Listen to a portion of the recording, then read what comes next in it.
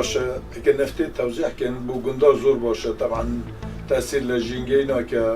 داروباری نابڕن خەڵکیش دڵخۆش دەبێت کە داری نەبڕن ژینگە خۆی دەبینیت و جوان دەبێ و زۆر باشە بۆ هەموو خەڵکێک. حکوومەتی هەرێمی کوردستان دەستی بە دابەشکردنی نەوتی سپی کردو بەسەر هاوڵاتیاندا دەبووە لە سەرەتای پاییز دەستی بە دابەشکردنی نەوت کرد بە هەرماری 2 بەرمیلی دابانێ لەبەر میلەتی کورد ئەوەندە تەسعیدی ئەوەندە ماندی بوو ئەوەندە ماروێرانی ئەوەندە فەقیری و قوربەسەری دیتیا هەرچی لەو میلەت بکرێ هەر کەمە. وەکو گەنجێکی کورد زۆر خۆشحاڵم بەوەی کە حکوومەت هەستا بە دابشکردنی نەوتی سپی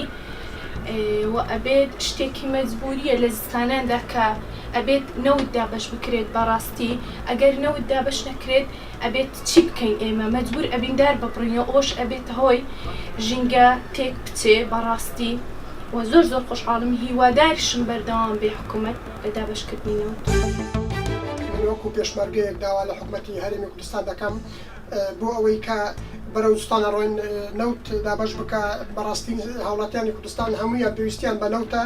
بە ئاوە بە کارەبایە دەبێ حکوومەت ئەم شتانە بۆ هاوڵاتیان جێبەجێ بکە و ئەرکی حکوومەتە ئەم شتانە بۆ هاوڵاتیانی کوردستان هاوڵاتەکانی خۆی وەکو بۆ خۆی دابین بکەم.